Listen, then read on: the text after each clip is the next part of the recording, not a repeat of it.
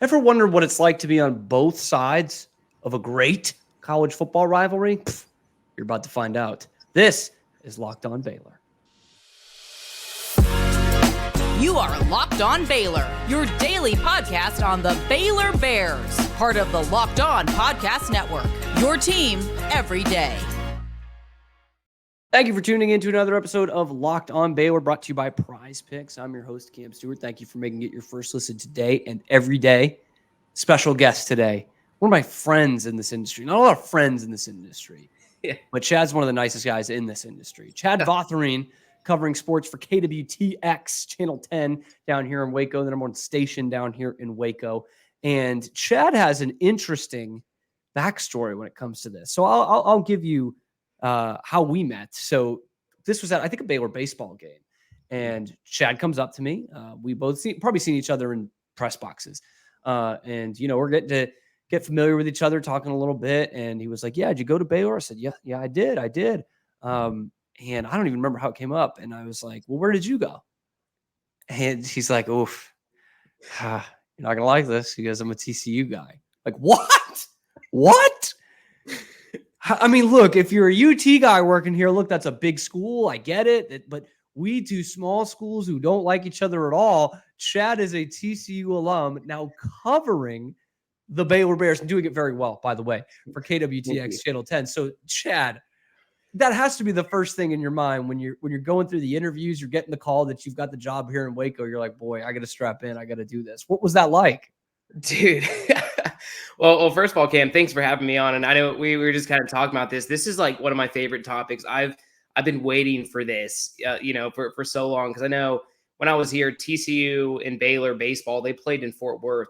So I didn't travel for that one. So this is kind of the first big thing I've really, both sides, especially obviously, the rivalry, which I know we'll talk a bunch about that. But when, I got the call that, I had an interview with, Channel 10 in Waco, and I immediately told all my TCU buds, I'm in, multiple group chats with, football fanatics, sports guys, from TCU, and they're just like, oh boy, and then how this industry is, I'm very close with all of my mentors, professors, instructors, people I worked for at TCU when I was doing some media stuff there, and they're like, uh-oh. That was kind of their reaction too. But, I've enjoyed covering Baylor.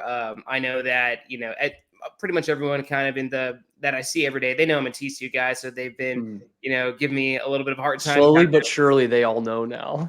Yeah, I know. Right. Yeah. Some people are kind of taken aback by it, but I've enjoyed being around Baylor. Obviously I love TCU, but it's been good. There will be no ill feeling for me. I can't necessarily say who I'm rooting for, but I could also say I'm covering Baylor this weekend. That is my job. That is I'm very much of the mind it's okay. It is okay for you to root for TCU and cover Baylor objectively. I think you can do both those things.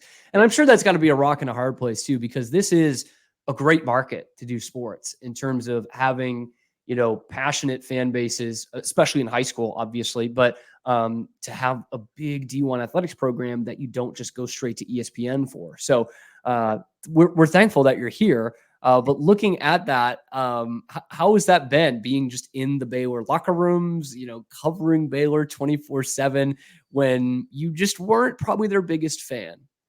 Yeah, well, it's funny. I think, when everyone kind of chooses their colleges out of high school, the kids that are choosing TCU and Baylor, they probably look at both of those schools, So sure, I did. Mm-hmm. Yeah, a lot of people do. So you kind of do the whole, the tour, you go, you tour TCU or Baylor. For us, we drove up. That is a call. There we go. So that is a call. Yes. Yeah.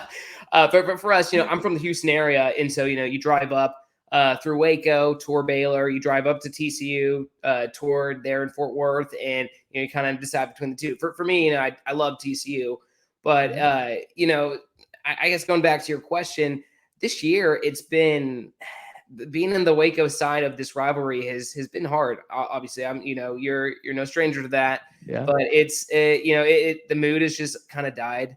And, no bowl game, obviously not a ton to play for. There's obviously implications that, could be surrounding the team and the staff. Next couple of weeks we could be seeing that live, and so it's a tough place to be right now covering Baylor football, and that is an understatement. For sure. And were you a TCU fan growing up at all, or is that something you just kind of fell in love with when you started looking at the school? Yeah, that's a great question. Both, I just kind of started looking at the school. I'm a baseball guy. But before I went to TCU, I played a year of college baseball at a smaller school called Shriner College out in Kerrville. So the Hill Country, very beautiful area. And but I'd been accepted to TCU before that, before I decided to play. So it was either go to TCU or play college baseball. And I kind of got the best of both for a couple of years, which was great. But when I was growing up, both my parents went to Sam Houston, and I'm surrounded in the Houston area by A&M fans, Texas fans everywhere. Even a lot of Texas Tech people will end up in Houston. So if you're a Baylor or TCU fan growing up in the Houston area, you're honestly in the minority by far. It's not even close. And so being a baseball guy, when I was growing up, middle school, high school, TCU was in the College World Series 5 years in a row for baseball. And I was like, wow, like this, I would love to cover them. I would love to be a part of that somehow. And so I was sold. Obviously TCU, I believe, let's see, I was probably maybe 11 or 12. That math may not be right when Andy Dalton won the Rose Bowl. Andy Dalton, also from Katy, Texas, just, right down the road for me, probably a town over from where I grew up. And so I was very familiar with him. And, and then I remember kind of the thing that sealed the deal for me. I believe I was a junior in high school. You're about to, start looking at colleges, applying for that. And TCU pulls off one of the greatest comebacks in history, Alamo Bowl against Oregon. And I was just like, man, this is a incredible school to be a part of. And that about a month and a half after a double overtime victory against Baylor, which is really those 3 or 4 years. I mean, really this decade long from, I think about, I guess it ends up being 11 or 12 years, but from the RG3 coming out party all the way up to last year's game is the zenith of this rivalry. So you get to see it as kind of a fan from afar and then be a part of it. So I think it's one of the great underrated rivalries. What does the rivalry mean to you between these two teams now being on kind of either side? That's a great question. The interesting thing is, I kind of talked up leading up to 2015, 2016. I got to TCU in the fall of 2017. And to tell you the truth, at least from the Fort Worth perspective of it, the Baylor and TCU rivalry, that was probably the lowest point that it's been at in my lifetime, because obviously, that was, a year or two, I guess year and a half maybe, that, Baylor cleared house of their staff with that scandal. Yep. And so while I was a student at TCU, really, I was looking forward to the Baylor rivalry, and I was like, man, this is great. It was when I was in school, I believe it was at Thanksgiving weekend a couple times. And so I was just like, dude, this is going to be it. But you play SMU, week 3, TCU, and it's like, whoa, that was crazy. Yeah. Well, later in the season, you played Texas. TCU beat them a couple times while I was there. And I was like, wow, that's big. I was like, well, if these two rivalry games are huge, I wonder what this Baylor game is going to be like. And while I was a student, it was underwhelming. And that hatred had just been sucked out. I mean, the basis of the rivalry for sure was Patterson-Briles, and they just hated each other. And that had just been sucked away. You're right. Absolutely. And so, it was, so I didn't really get to experience that probably honestly until maybe this year. And I wasn't in Texas last year. So I think last year's, fire drill field goal game, I think that was so important to this rivalry. It kind of revived the quote unquote, what used to be called the Revivalry.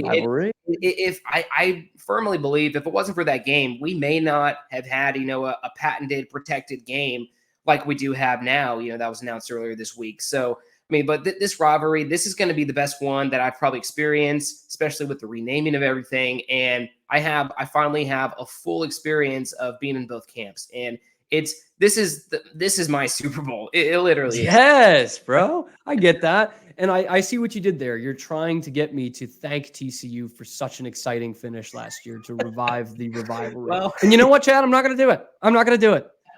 I talked about it on the show yesterday with Steven Simcox. I was dead, man. That was awful. This is a good time to start talking about some of our sponsors for today's video. And a good time to tell you that today's video is brought to you by PrizePicks, the largest daily fantasy sports platform in North America. It's the most fun I've had betting because it's so easy to do. And now that basketball is in here, as well as football, which you're watching both, you can now pick combo projections across football and basketball in the specials league that they have on PrizePicks. It's a league created specifically for combo projections that go across the sports. So, for example, I'll just use the cookie cutter example here. LeBron James and Travis Kelce. You can do a combo of like 10.5 for 3-pointers and receptions, and you're there. It's so easy. And you can play alongside some of your favorite celebrities. Meek Mill is huge into PrizePicks, and you can find him in the community plays under those promo tabs to see what he's picking each week to go along with that. And my favorite part about PrizePicks is it's got the reboot policies so that your entries stay in play even if one of your players gets injured. So for football and basketball games, if you have a player who exits the game in the first half and doesn't return in the second, that player is rebooted. PrizePicks is the only daily fantasy sports platform with that injury insurance policy. So what you got to do, go to prizepicks.com/lockedoncollege and then use the code lockedoncollege for a first deposit match up to $100. One more time. That's prizepicks.com/lockedoncollege and then use the code lockedoncollege for a first deposit match up to $100. PrizePicks, daily fantasy sports made easy. So, Chad, the Revivalry has a new brand on it. The Blue Bonnet Battle. I know you guys ran it in the newscast on Monday night. Just give me your thoughts. I won't give any predisposition, anything like that. Just give me your thoughts. Oh yeah, we definitely it was pretty much our entire newscast. I led both the 5 and 6 o'clock show, which especially when in this news climate, if you're a sports lead, something big has to happen. This is obviously huge news, and so I was first, top of the A block, 501, 601. Like, man, this is big time. I I had known about there was going to be a renaming of it. I'd been in contact with some Baylor people, some student government people. They knew I'd gone to TCU, and so I had talked to them about a few things. I didn't actually, though, know that they were going to rename it because they had tossed around the term Revivalry, and so like, oh, they're going to bring back the Revivalry and just really lean into it. Yeah, exactly. Yeah. Which I don't think that would have been the worst idea at all. It's kind of it flows off the tongue. It's what it has been called several times in the past. I know that, but if you're to revive the Revivalry name, I didn't think that was a bad thing. Here's the thing: Blue Bonnet Battle. I'm a Texas kid. I love Blue Bonnets. If you go on my Twitter handle, my like the little background, the header, I guess. Yeah, the header. Yeah. It's a field of blue bonnets. That's so Texan of you, man. Yeah, it's so cute. It's a field of blue bonnets. I think my Facebook page has like a cow with blue bonnets. I love Texas. I love the flower.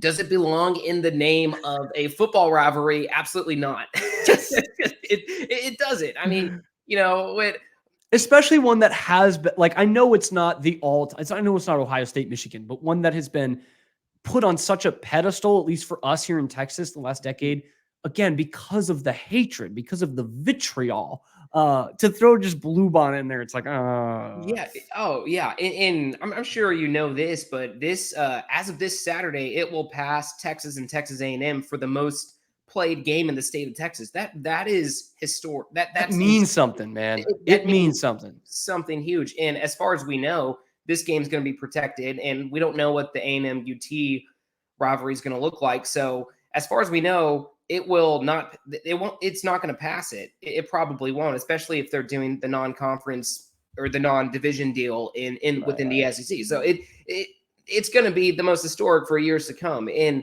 there's also obviously the history with TCU, burned down in Waco when it was original school, all that. So there's so much history. Could have done something cool with that. Yeah. They could have done something cool with that too. And I was so tempted on when they announced yesterday. It's on a big Zoom call. I was so tempted. I was kind of taken aback by the name, but I was tempted to say, hey, what were the second, third, fourth place names? What's on the cutting room floor? Yeah, exactly. I'd love to know that. Yeah, and I should have asked it. I don't know why I didn't. I'm sure some people, other people on the call had that same thought. But another funny thing is, Cam, you see on Twitter now, the big thing is these these huge, or I guess the social media wizards now, they make these kind of movie trailers for, so unleash jerseys, games, obviously, things like that. They look like movie trailers. Yeah. What is the Blue Bonnet battle going to be? Is it going to be these 6'7", 300-pound linemen rolling in a field of blue bonnets? I don't know. That would be fantastic. It'd be kind of funny, but at the same time, I don't know. You think of Iron Skillet, that has the punch. Right. You think of all these other things, and I think about those videos too. By the way, before we move on from it, did you see what TCU posted as kind of their hype video for the announcement? It was just like still images and like, this is Baylor-TCU. Like I know they probably weren't too jazzed up to do it, but it's something I could have done on my lunch break. Yeah. I know you've done much better work than that. It's just like neither school actually really seemed into it. Baylor still has not tweeted or posted anything about it. It's just the student governments. And it's so funny. Here we are later in the week. There's just nothing still. It's like, makes me wonder if this name is even going to last. I mean, it could be a 1 or 2 year thing, the way this has been dragged. Absolutely. The craziest thing that I don't even think we've mentioned yet, have you seen the trophy? Yeah. Do you know how big it is? And also, do you know how heavy 45 pounds is? Like that's 10 pounds heavier than the Stanley Cup, by the way. That's too heavy. Yeah. I'm worried. Are these kids going to get a black eye or cut their face when they're holding it up and winning? And there's 100 guys dogpiling you, and you're dog tired. You just played a 3-hour marathon, and it's going to hurt somebody. It's tough. Yeah. There's certain great criteria for a trophy. And this doesn't have to be it for all of them, but a good wearable trophy is awesome. I hate these two teams. I really do. But the Golden Cowboy hat and the Red River Shootout, that's as good as it gets. Like, that is so awesome. This is a trophy, as I've said on this podcast before. This is a trophy that looks like a trophy. Nothing else. Yes. It reminds me of the Texas State Football Championship trophy, which also stinks for as great an award as it is. Do you think this, are you like me in that I'm not saying this is going to happen, but I think this could be a 1 or 2 year thing. I think they might rebrand pretty soon here. Absolutely. And I think the thing that is on both the schools' sides is that if you look at it, they practically got this work for free. I mean, and I will say props to both student governments on both sides. It's way beyond the work that I would be able to do as a college kid. I emailed with some of the TCU, and I've talked to Lily Davis, the vice president of this Baylor student government. And, I want to applaud them for the work they've done, and I think it's important. However, given the fact that, it's volunteer work when you're a student, as far as we know. And so they could easily pour some money into it if they feel like the name doesn't stick, if it doesn't, things like that. It could easily be changed. I think so. I don't know if it will or not. And, it may be a couple years out, but I will say you do have to applaud the student government on both sides for bringing this back. And I think that's a fantastic deal. But is it okay to tweak it? Absolutely. Yeah. I don't think that's a knock on them. It's just, you want to make this the best that it could possibly be, given that, they're playing for the 119th time this Saturday. Yeah. We want the brand. We want the trophy. We just want them better than this. Best part about the Blue Bonnet Bowl, you can say it on local news. Unlike the Super Bowl, you can actually say it. Oh, we're gonna have picks and predictions for the first Blue Bonnet, the inaugural Blue Bonnet Battle. Sorry, not the Blue Bonnet Bowl. That was a game for a long time. The Blue Bonnet Battle coming up after this. First, I got to tell you about Athletic Brewing, though, and our game changer of the week. And looking into TCU, I've already picked a game changer this week, but I'm going to have to pick another one, and I'm going to go with Dave Aranda. I know that's low-hanging fruit, but this is a guy who's coaching for his job, and I don't know what's left to play for at this point, but you kind of know it when you see it, and we just need some better effort this week. A win over TCU does not make or break the whole season, but it would be really nice to go into. So that's my game changer of the week, much like how Athletic Brewing has completely changed the non-alcoholic beer game, because they make non-alcoholic beers that actually taste good. I've had them for myself. They're awesome. And my favorite part about it, not only does it taste good, but you also don't have the hangovers. Okay. So you get that great tasting, award-winning beers that actually beat out full-strength beers in global competitions. They've got over 50 styles of them, craft, non-alcoholic, which has IPAs, golden sours, anything you'd want in a beer, you're getting in a non-alcoholic beer without the hangover the next day. It's great for any occasion. Okay. You can have them for the Revivalry. You can have them for the Blue Bonnet Battle. Any occasion. No, I mean, seriously, you can have them on a date night. You can have them at home. You can have them on the golf course. You can just anywhere you can think of. Athletic Brewing is the way to go. So what you need to do, you can find it at a store near you, or you can buy online at athleticbrewing.com. And if you're doing that online order, first-time customers can use the code LOCKEDON to get 15% off your first online order. That's code LOCKEDON, locked on at checkout for 15% off at athleticbrewing.com. Athletic Brewing, near beer. Exclusions do apply. So you mentioned earlier, Chad, that this might not exactly have the fervor that this game has had in the past, or the implications that this game has had in the past. Even last year, Baylor could play for, they were already going to a bowl, but they could play for knocking their arch rival out of the playoff, potentially. Not so much the case this year. Baylor's already out of bowl contention at 3-7. TCU is hanging right on the edge at 4-6. So my question to you is, what is there to play for in this game? Well, the obvious is that for TCU, they want to play a bowl game, and it's for the fans and for just the program. It's been a weird year for TCU, and I don't think it necessarily. It doesn't not make sense, but at the same time, what Sonny Dykes did last year was incredible. Obviously, we don't that speaks for itself. But the hangover, I didn't realize that it would be this bad for TCU. I thought they would have at least climbed up to 8 wins. The best they could do now is 6, because they're 4-6 right now, hanging by a thread, and they got Baylor and they have Oklahoma on the road, which that's not a tough way to end the season. But with TCU has more to play for, but I'd be willing to make the argument Dave Aranda and his staff, they have more to play for in this game, because if Dave Aranda walks away with a win from this one, I don't necessarily think it changes long-term things, but it could change the short-term, the future for him and his staff. I mean, because it's a huge attention-getting game. It's a big rivalry game, and it doesn't change the outcome, but it's one of those end of things. How is this team playing now? Well, if Baylor goes out and kicks butt, it's like, man, it helps. It helps. It helps his case, and I think it could buy him some more time if alluding to speculation around his future at Baylor. So it very well could be. So both teams definitely have things to play for. I think there's more that TCU obviously has to play for. More tangent. Yes, 100%.